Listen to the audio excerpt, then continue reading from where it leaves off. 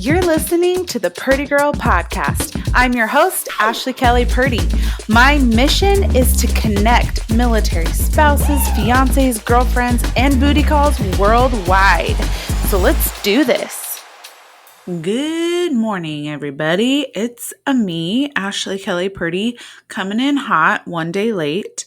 And I apologize. Okay, here's what I was thinking. Yesterday, I was like, okay, it's Monday. I need to put out a podcast. I wasn't really feeling it, if I'm being honest. Just wasn't feeling inspired. I'm like, what am I going to talk about? And then I was thinking, you know what? I don't want to put out a motivational podcast right now. What I really want to do is host a little virtual happy hour on Instagram. And I was like, that would be so much fun. I could record it and it would be like a happy hour podcast. I could post that. It would be hilarious. And well, that didn't happen. Well, I did the happy hour and that was a lot of fun, but I didn't record it. It just didn't feel right. And then I was like, no one's going to care about this. So I don't know, guys. I'm in a little bit of a funk, just being honest, but I'm here. I'm still going to show up for you. The virtual happy hour was pretty dang fun though. I might need to do it again. It's tricky though. I mean, it lasted maybe 10, 15 minutes before baby Belle was fussing and I just feel like she wanted to join in on the party. That's all. But yeah, I might have to do that again. It was pretty fun. So anyway, I am sorry this is late, but we're just doing our best over here and that's all we can do, right? I've been thinking that I actually might switch the podcast to airing one time a week on Tuesdays. So what do you think? I've loved doing the 2 times a week, but right now, if I want to stay consistent for you guys, I'm probably going to need to cut back to 1 time a week. It's just way more doable and it will help me in this new transition I'm going through as a new mama.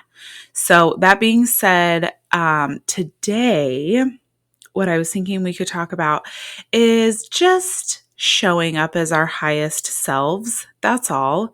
That's all I really want in life is just to show up as my highest self every damn day. So what does that look like for you? Have you ever even thought about this? Like who is your highest self? I love this concept of showing up as your highest self just because you're not comparing yourself to anyone else. You're really just comparing yourself to who you were yesterday. And anytime, you're going about your day and something happens, you're like, was that my highest self? I don't know. That's how I try to look at it. I always talk about, just being 1% better than the day before. How could I handle that situation 1% better? I just like that mindset. It makes sense to me. It helps me and it motivates me. I'm sure we all can agree that showing up as your highest self isn't always going to happen. I usually get in, I feel like I tap into my lowest self when I'm driving and someone cuts me off or doesn't use their blinker. I don't know what it is about Florida, you guys, but nobody uses their GD blinker. It drives me crazy. Why? It's not that hard. It drives me nuts. And I'm not sure why, but like rage boils inside of me when people don't use their blinker. The good thing about this though is if and when they cut me off and it's warranted, they don't use their blinker, they cut me off, I can honk my horn at them and I just love honking my horn. It's so rewarding. It makes me feel so much better. And I've decided that my highest self is a horn honker and I'm not going to change that. Okay. Anyway, I think it's a good idea to just, do a little check-in with ourselves, really examine if we're showing up as our highest self each day to every situation. And then also reflecting and asking ourselves, how could we have been even better? Like how? For example, my lovely, lovely husband just got home from working an overnight shift. I guess you could say. Oh, he does like a 30-hour shift every so often. And he's barely slept. I've barely slept. So already we're not setting ourselves up for a successful conversation, right? It's pretty dangerous. No one's their highest self when they're sleep deprived. And well, supposedly there is a hurricane coming today, which got us to talking like, okay, if this hurricane was to hit Destin and the roads were wiped out and we lost all power and water, like what would we do? Valid question, right? Like we should have these conversations, probably not sleep deprived, but we should have these conversations. For whatever reason, just this morning, we both were getting pretty frustrated and mad at each other, and we were getting bugged at just what each other was saying. It was so dumb, and it was definitely not a constructive conversation. Finally, I was like, okay, listen, you just got home, you're tired, go lay down. We can have this conversation after your nap, and hopefully the hurricane doesn't hit in the meantime. Like, what were we even arguing about? Hurricane preparedness? I mean, yes, let's have this conversation, but let's just get a little bit of rest first so we aren't getting annoyed at each other's opinion on MREs and how much water we would need, you know? But I digress. I really just wanted to touch on this today to get you thinking, and myself thinking, let's be honest, what would showing up as our highest selves look like? What if you actually wrote it down? And when you do this, just to be sure that you're approaching it with just so much love and compassion for yourself. This isn't to put you into some shame spiral. This is to help you, not hurt you. So if you catch yourself writing down how you'd show up as your best self, and then you think, ugh, dang, I suck. Like I'm so far off. No. That is not the point of doing this. The point is seeing if there are any tweaks you could make to just be 1% better the next day or 1% better the next situation. So if I were to do this exercise, I would write down on a sheet of paper, I would write highest self. And I love doing just like pen to paper. You know, you could do it on your laptop if you want to, or your computer, whatever, but like there's something about writing it down and then hanging it up so you could see it every day. So I would write out highest self. Then under it, I would write categories of health, fitness, marriage, spirituality, hobbies, relationships, being a mama. Then maybe after going through each category and writing out how I would show up as my highest self in those areas, I would write out an ideal day. So what's your ideal day? I'm going to share my ideal day with you so you can get some ideas and maybe get just a little inspo. Okay. So here's my ideal day. I wake up before the sun after getting a full 8 to 9 hours of uninterrupted sleep. Oh, God, that sounds so good, so luxurious right about now. Let me tell you. Okay, so I get 8 to 9 hours of uninterrupted sleep. Baby Belle is still sleeping, so I can have 1 hour of alone time just to myself. I pour my cup of coffee and I get out my lemon water.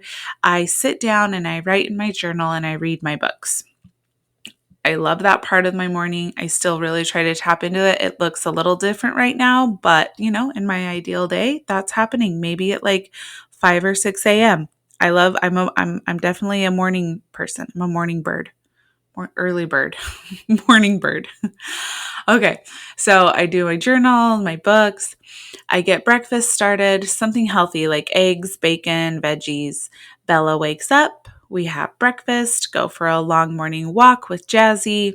After that, I'm able to go to the gym for an hour at the most. I don't need more than an hour. I run or I lift or both. I feel strong and healthy. I come home, shower, do my makeup, unrushed, like I am able to shave and exfoliate and just get my oils on. and I can listen to a podcast or maybe a book while I do that. And then after that's all done, I can hang out with Bella or run errands if I want to, podcast, connect with family or friends, whatever I want. I'm happy and energetic. I feel confident and excited for the future. No stress, just joy, just gratitude, all the good things. Then I come home, I make dinner and eat as a family at the table. I think that's important. No screens. I'm going to be such a psycho with my kids and just for ourselves, me and Bennett, like no screens at the table. I know probably moms out there right now are rolling their eyes like, yeah, right, Ashley. But seriously, I think it's so vital that we just have just a moment where we're not just looking at our screens and scrolling. And I watched that documentary last night, The Social Dilemma. Is that what it's called? Holy crap, like such a game changer. If you haven't seen that yet, I highly recommend it. It will change, seriously, it'll probably change your mind or just open your eyes, I guess, to like how often we're looking at screens and how it like has such a hold on us. It's crazy. So anyway, back to the ideal day. We eat as a family at the table, no screens. We clean up, wipe down the table and counters. That is major. I love waking up to a clean kitchen. It just totally sets the day, and just doing like a quick wipe down. It has to happen. It needs to happen. Makes me so happy. Then maybe, I don't know, we watch a show together as a family or play a game, and then we go to bed. I know. I lead a pretty dang simple life, but I love it. And you're allowed to have your day look like whatever you want. I wouldn't change a thing right now. I love my days. So what would your perfect day be like? And how can you show up as your highest self and get a little closer to the ideal day each day? Well, I feel like I just said day a lot, but you get it. Okay, that's what I'm going to be working on this week, and I hope you do too. That's it for today, everybody. As always, thank you so much for listening, and I just love getting on here and talking with you. So thank you for showing up, coming back, rating and reviewing and sharing. It means oh so much to me. So thanks, guys. I love you, and I will talk to you next week. Thank you for listening to Purdy Girl Podcast. If you have a second, please rate and review and share this podcast with somebody you think would love it. See you next week.